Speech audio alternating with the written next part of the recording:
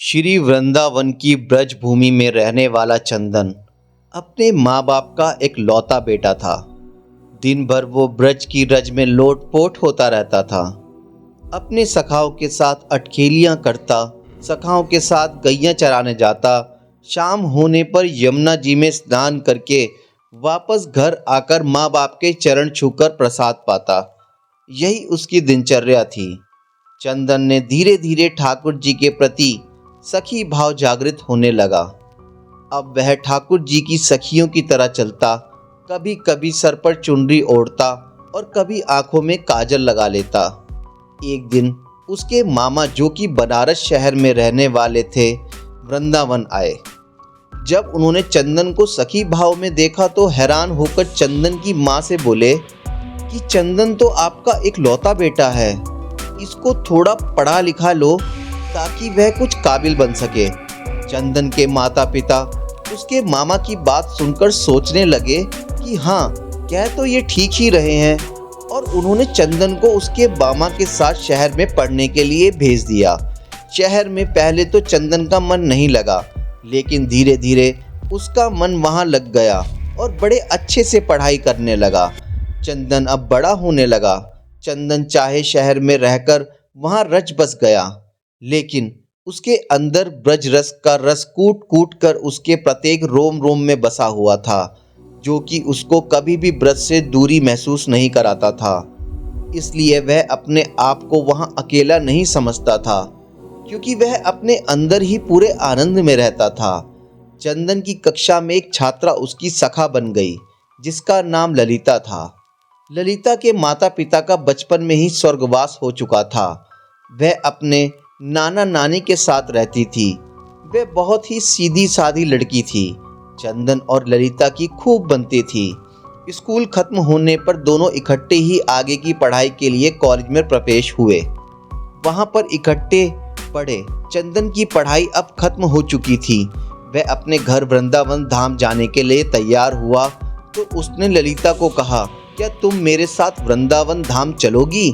तो ललिता ने अपने नाना नानी की आज्ञा लेकर चंदन के साथ जाना स्वीकार कर लिया। जब चंदन अपने मामा जी से विदा लेकर वृंदावन धाम पहुंचा तो वृंदावन में कदम रखते ही चंदन के हाव भाव बदल गए। वह तो एकदम से सखी भाव में आ गया।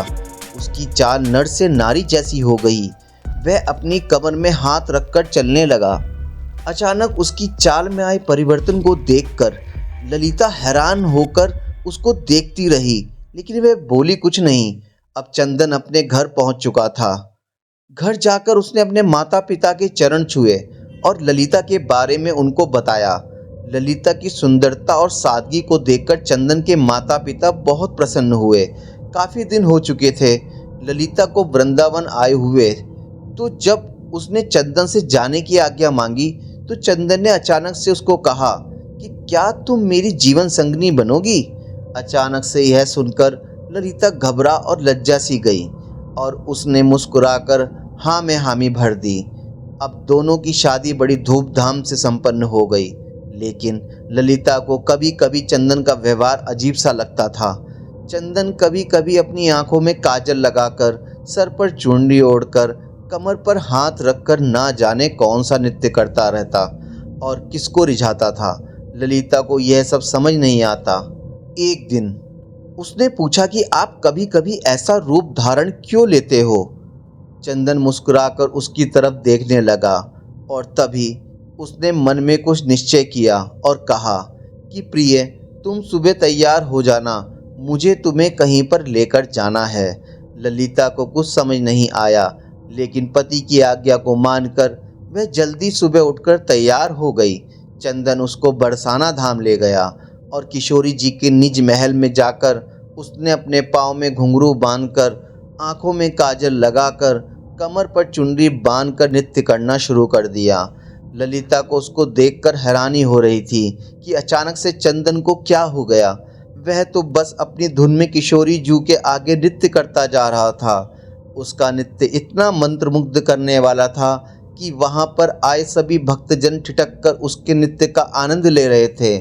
बाहर से कभी कभी पवन का एक झोंका आकर चंदन के नृत्य का आनंद ले जाता और कभी कभी सूरज की किरणें अंदर आकर चंदन के पैरों में बसते घुंघरू से निकली राधा राधा की ध्वनि को सुनकर आनंदित हो जाती।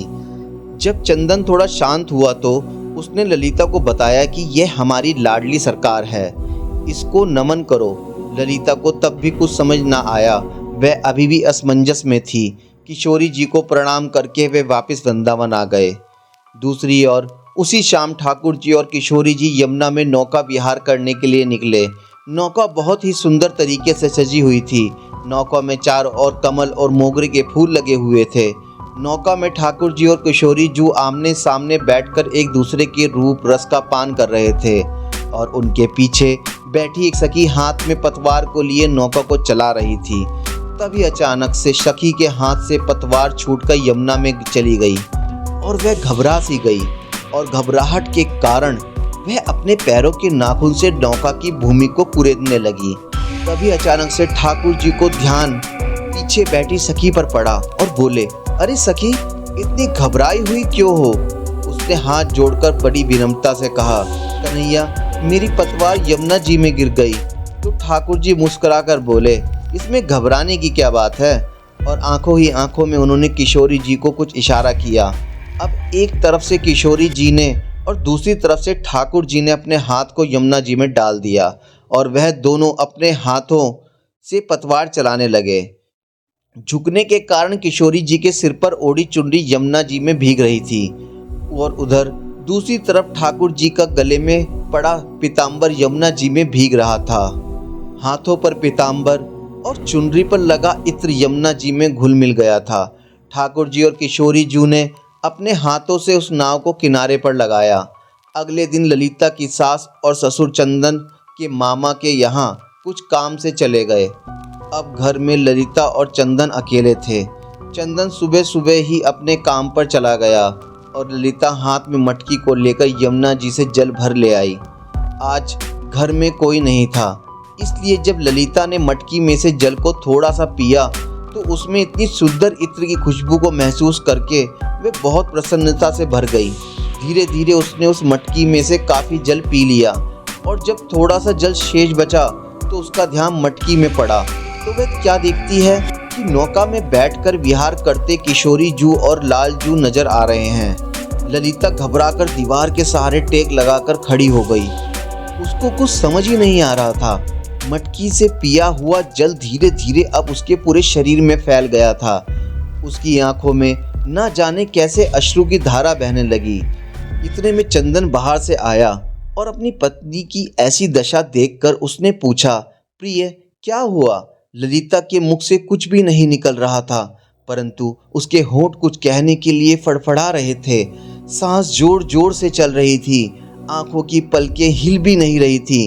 चंदन ने जब उसको झिझोड़ा तो उससे पूछा, अरे क्या हुआ तुम्हें? चंदन ने जब मटकी की तरफ देखा तो उसको भी मटकी में ठाकुर जी और किशोरी जी की नौका विहार की छवि दिखाई दी और वह झूमकर नाचने लगा और ललिता को पकड़कर उसने खींचकर जोर से अपने अंक में बींच लिया और कहने लगा, अरे प्रिय, आज तुझे ब्रज में स्वीकार कर लिया, आज तुझे मेरे श्याम जू ने स्वीकार कर लिया।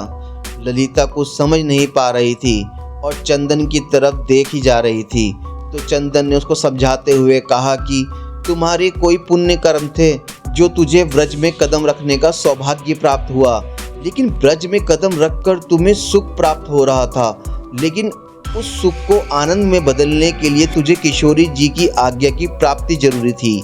इसलिए मैं तुझे बरसाना धाम ले गया था ताकि तुझे भी वहाँ पर किशोरी जी का आशीर्वाद प्राप्त हो।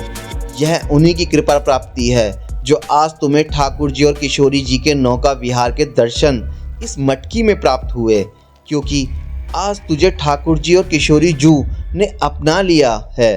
जो यमुना जी का जल धीरे धीरे उसके शरीर में प्रवेश हुआ था, वह ठाकुर और किशोरी जी की कृपा की छलनी से उसके पाप नीचे बैठ गए थे और अब उसके पुण्य कर्म ऊपर थे।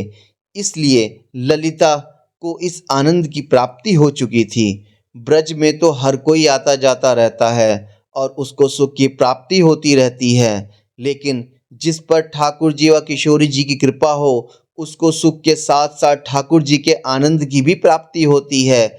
इसलिए हमें ठाकुर जी के मीठे आनंद को अपने रोम रोम में प्रवेश करा के उस आनंद को प्राप्त प्रेम की मृत तृष्णा को इतना बढ़ाएं कि वह प्रेम आंखों में निकलने वाले नमकीन अश्रुओं के द्वारा बहकर ठाकुर जी और किशोरी जी की मीठी कृपा से सरोबोर हो जाए। तो दोस्तों, आपको कैसी लगी ये रियल स्टोरी? अगर आपको ये स्टोरी अच्छी लगी हो तो प्लीज़ मेरे चैनल को लाइक करें, सब्सक्राइब करें। जय वृंदावन बिहारी धाम की जय।